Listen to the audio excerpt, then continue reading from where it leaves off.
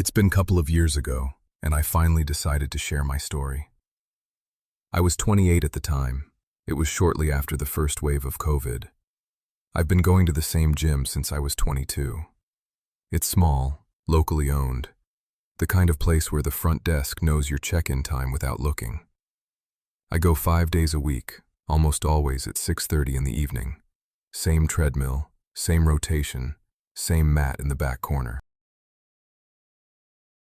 2.5 weeks before Valentine's Day, I ended a 4-year relationship.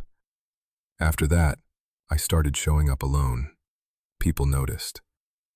A couple of regulars asked where he was, and one of the front desk girls said, "Fresh start to the new year, right?" Like it was something light.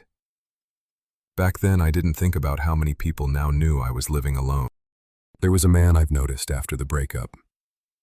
Probably the first time I saw him, he was near the cable machines adjusting someone's grip. He looked like he belonged there.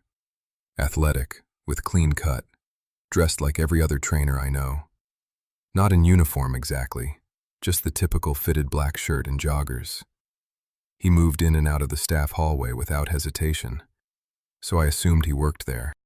Over the next couple of weeks, he was just present. If I switched from treadmill to weights, he'd appear in that area eventually. If I moved to stretching, he'd be nearby, filling a water bottle or wiping down equipment. At first, it felt like coincidence.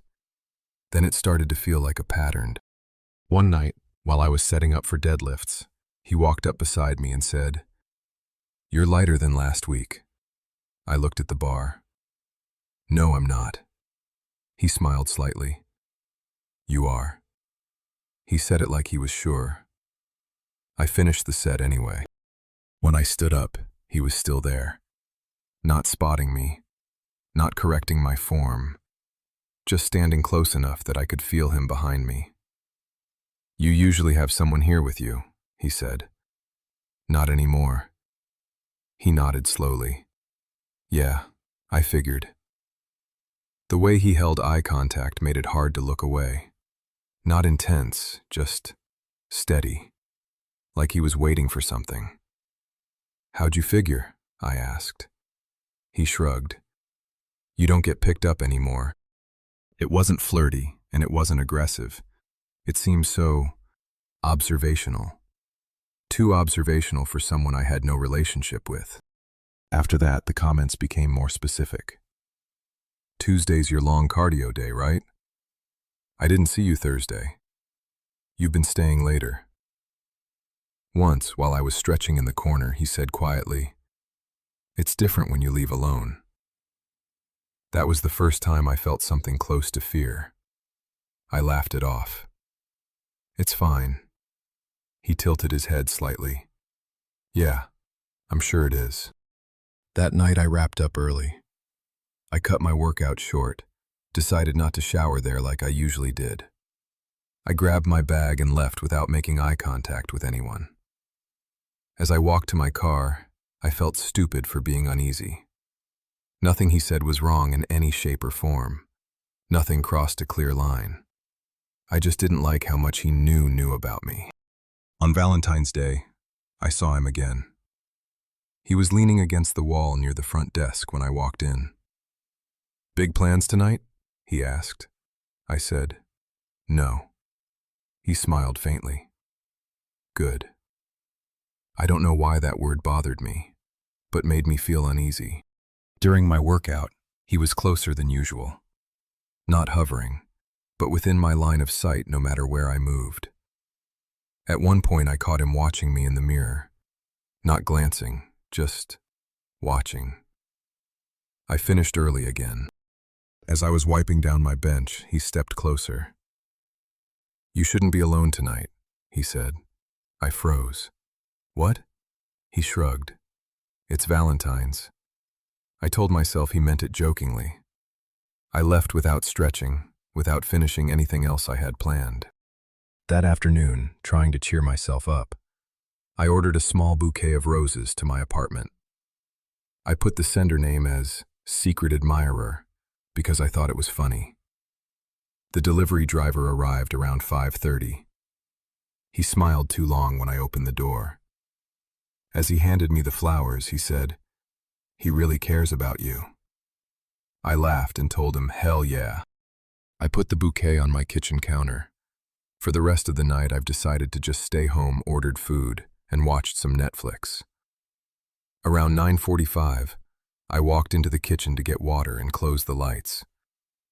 There was another bouquet sitting on the table next to mine I ordered. Different wrapping, brown paper, twine, no branding. But I didn't put it there. My heart started pounding before I even saw the card. But the card made me want to cry. It had, "You shouldn't be alone tonight," printed on it. I didn't hear anything. No footsteps, no breathing, no movement. Just silence. For a split second, I considered checking. What if it was a sick joke from my friend or one of my brothers? I realized something else. The bedroom door was slightly more closed than I normally leave it. Maybe I was imagining that. Maybe I wasn't. I didn't test it. I didn't call out. I didn't try to check the apartment. If someone was inside, I didn't want to meet them. I, as quietly as possible, grabbed my keys and phone and left. With TV still playing, I prayed whoever could be in my apartment wouldn't hear me leave. I don't remember locking the door. I just remember the elevator taking too long and feeling exposed in the hallway. I called the police from outside the building. The 11 operator told me to wait for the officers and not to go back up alone. When officers cleared the apartment, there was no signs of forced entry. All windows locked, door intact. But the bedroom was wrong. Both closet doors were fully open now. Clothes from my laundry basket were folded neatly and placed on my bed. Not messy, not rushed. Careful placed there. I briefly checked and nothing stolen, nothing broken. The whole situation felt completely unreal. The officers were asking me the normal stuff. Did I give anyone a key? Did my ex still have one? I told them no, he turned it in right after we broke up. They asked about maintenance or if my landlord had been by recently. I said no to that too. One of them asked if there was anywhere I went a lot where people knew me. Like really knew me. I had to think about it for a second. I work remotely for a company overseas, so I don't have coworkers around.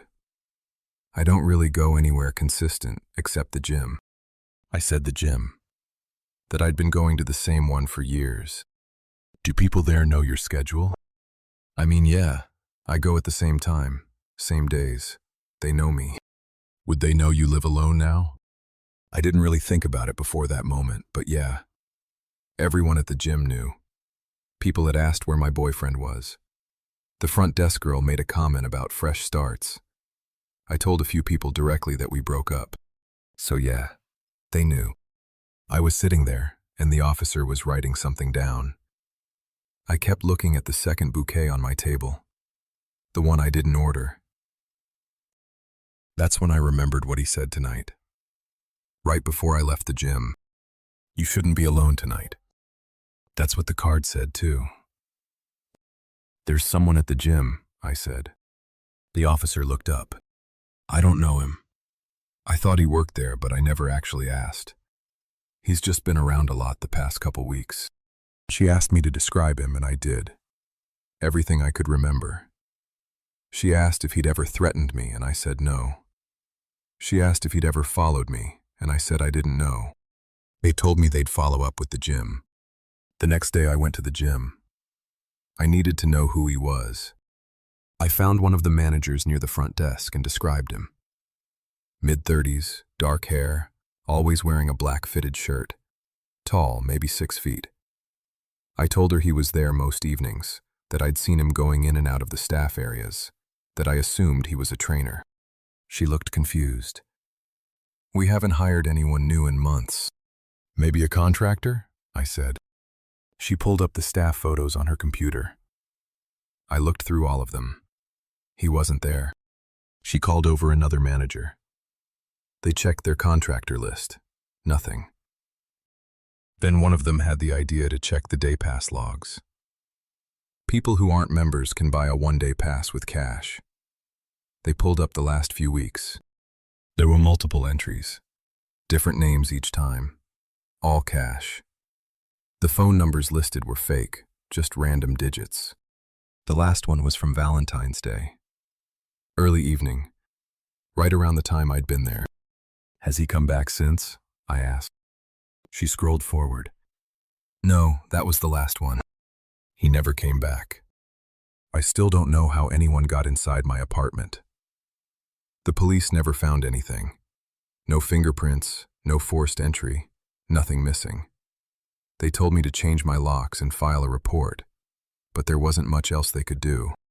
I don't even know for sure if it was him. I assumed it was because of what he said at the gym, because of the timing. But I never actually saw anyone in there. I never heard anyone. There's no proof it was him. Maybe it wasn't.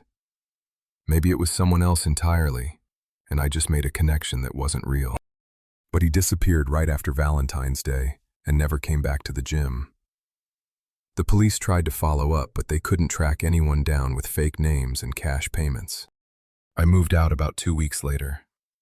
I couldn't stay there anymore. Sometimes I still think about the bedroom door and how it was more closed than I usually leave it. I think about the clothes that were folded on my bed and how carefully someone placed them there. And I think about how I left the TV on when I ran out, so whoever was in there would have heard it still playing the whole time I was gone. I don't know if I was alone in that apartment when I read that card, and that scares me to this day.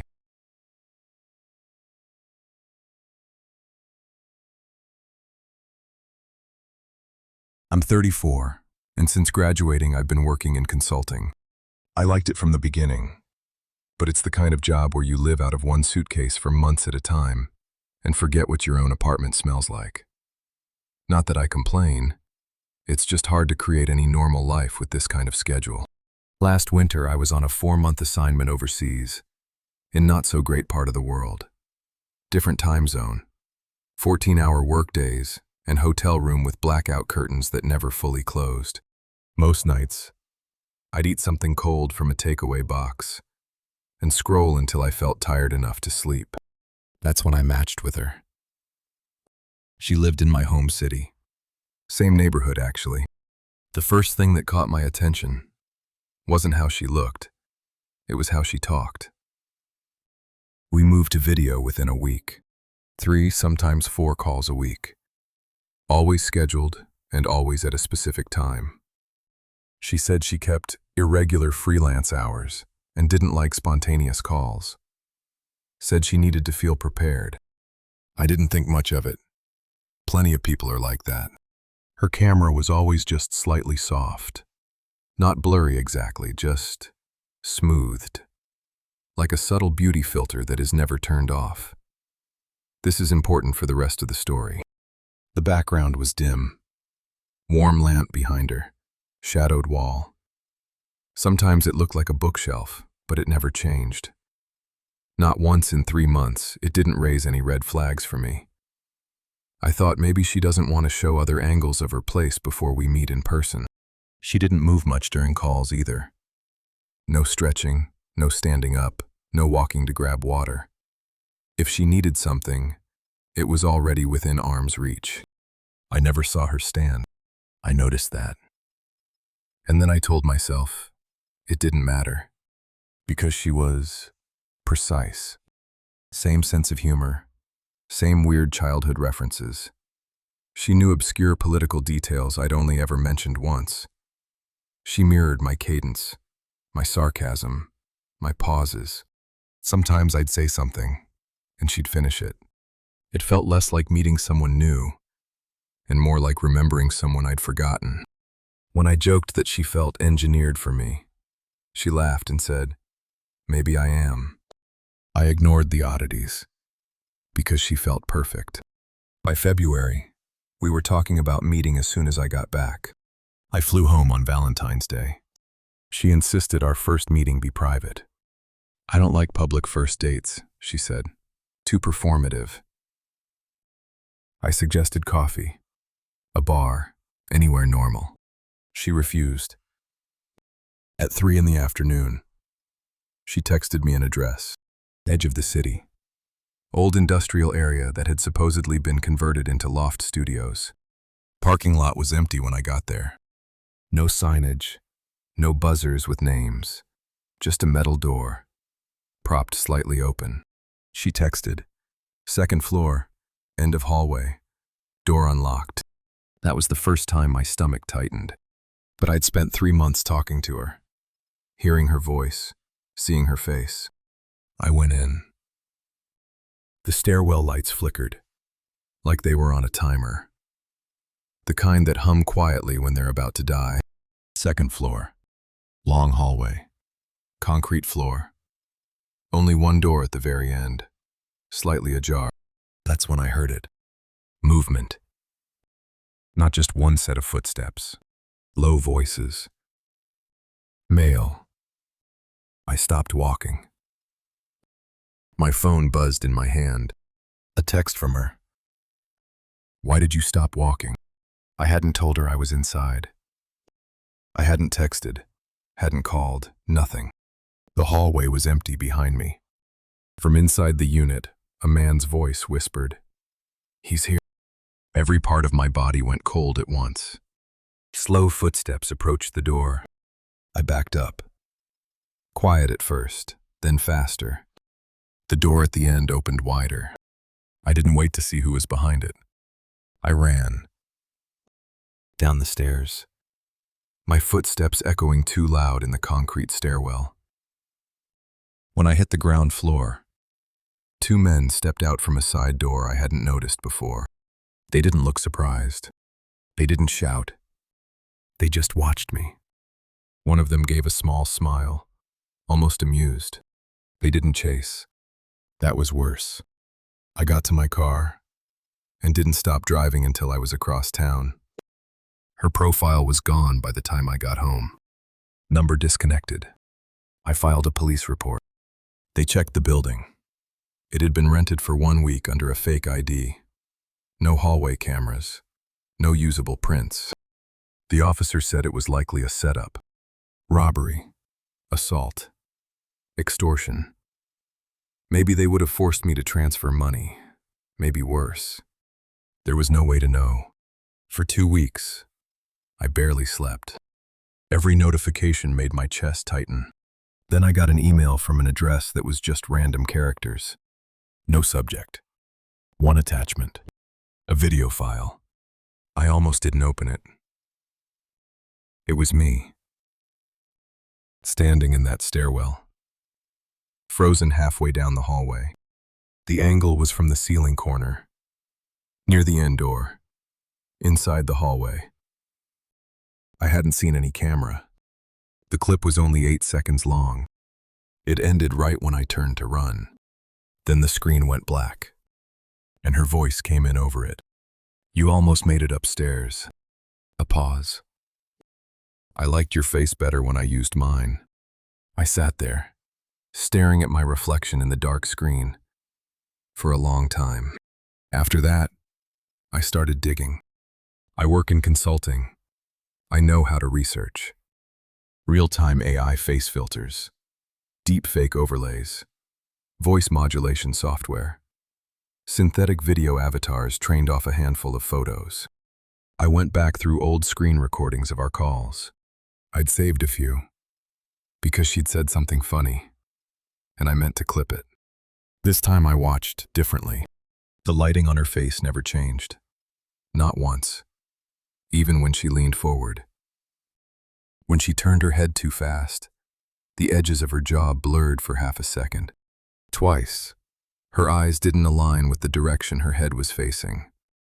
The background never shifted naturally. It was like a static image, with shallow depth added on top. And I realized something that made my hands shake. I had no proof that the woman I'd spent 3 months with ever existed. A few days later, another message came. "Just text this time. Clever boy. Next time, don't stop walking." I still don't know what would have happened if I'd made it to that door. I don't know if they wanted my wallet, or my bank accounts, or something I wouldn't have walked away from. What I do know is, somewhere out there, there's footage of me hesitating in a hallway, and someone who knows exactly how close I came to not coming back down those stairs.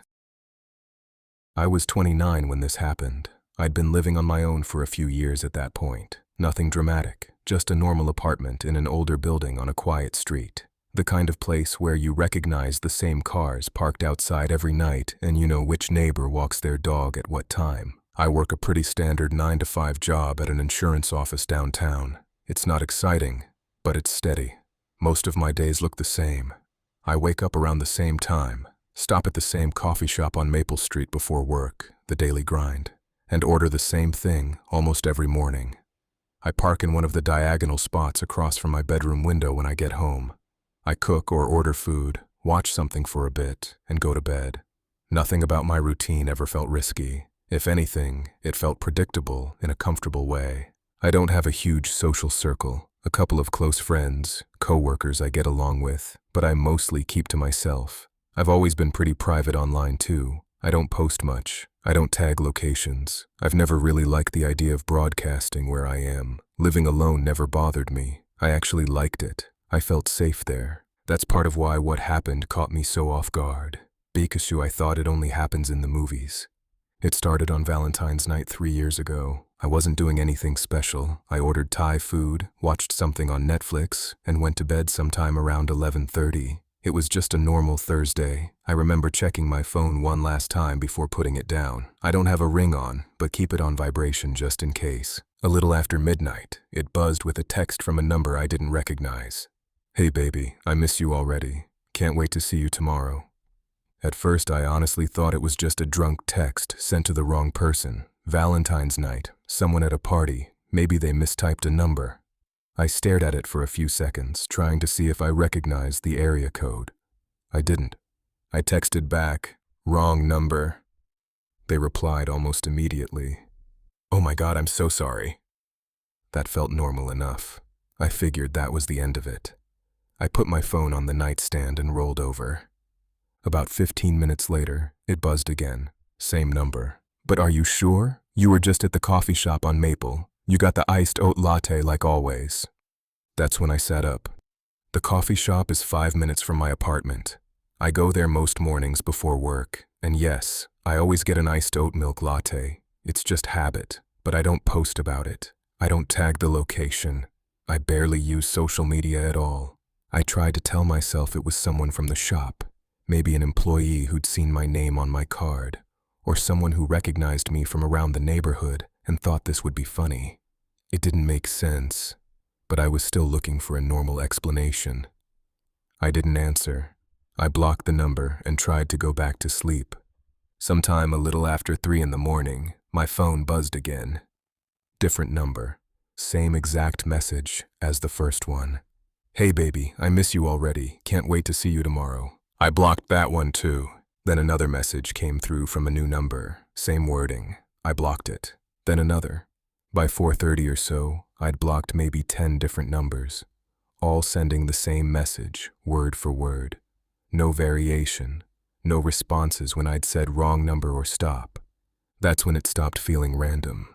By the time it started getting light outside, I had 17 blocked numbers. The 18th message was different. "I know you're reading these." Before I could even really process that, another text came in. "I'm watching you delete them right now from across the street." I didn't move. My first instinct was to get up and look out the window, but I stopped myself. If someone was actually outside watching, they'd see the curtain shift. They'd see my shadow move. So I reached over and turned off my bedside lamp slowly, like I was just going back to sleep. I slid off the bed and sat on the floor with my back against the wall. It was cold down there. I remember thinking that was such a stupid detail to notice at a time like that, but I did. I stayed there for maybe half a minute, trying to decide what to do. Then I opened my phone camera and switched it to the front-facing lens. I angled it toward the window, using the screen like a mirror so I could see outside without touching the curtain. It took a second for my eyes to adjust. Across the street, directly in line with my car, there was a dark sedan I didn't recognize.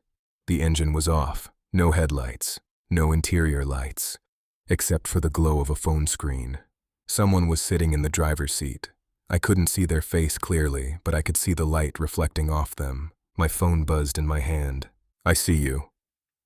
The car didn't move. More messages came through. "Why are you being like this?" "I was just trying to be nice." "You shouldn't have blocked me."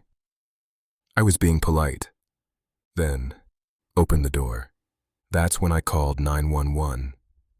I told the dispatcher someone was outside my building and had been sending me messages all night. She asked if I felt safe. I said no. She told me officers were on the way. While I was still on the phone, another text came through. "I know you called them." Then, "Don't turn on the hallway light."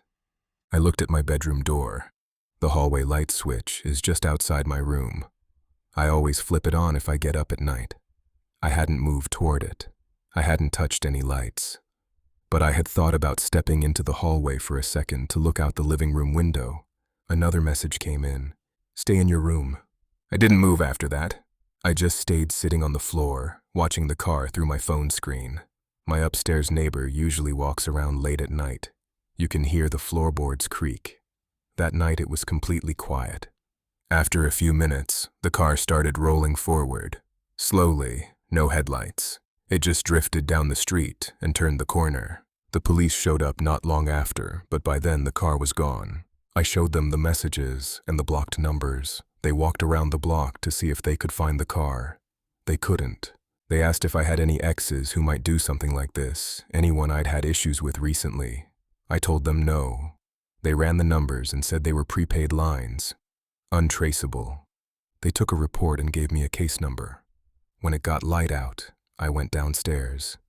There was a cigarette butt on the sidewalk, directly below my bedroom window. It was still damp from the rain earlier that night. I don't smoke. As far as I know, none of my neighbors do either. I didn't sleep that day. I went to work anyway. I kept my phone face down on my desk, but checked it constantly. Nothing came through. The next night, I stayed at a friend's place across town. I didn't tell her everything. I just said I didn't want to be alone. For 2 days, there were no new messages. On the third day, I was at work around noon when my phone buzzed. New number. "Blue, looks good on you." I looked down at my sweater. Blue. I was on the 3rd floor of my office building downtown, miles from my apartment. I didn't reply. I didn't block it. I just turned my phone off. That afternoon, I went to Verizon and changed my number. I updated the police report. Nothing ever came of it. Right after that, I packed my bags in haste and moved back with my parents almost 1,000 miles away. I never got another message after that. It's been over a year now. I moved to a different apartment about 6 months later. I stopped going to that coffee shop. I changed my routine completely. I don't really keep my curtains open after dark anymore. I check my car before I get in, especially at night. Every Valentine's night, I turn my phone off before I go to sleep. I never found out who it was or how long they'd been watching before that night. And I don't know if they actually stopped or if they just moved on. But I'm never going back to that city again.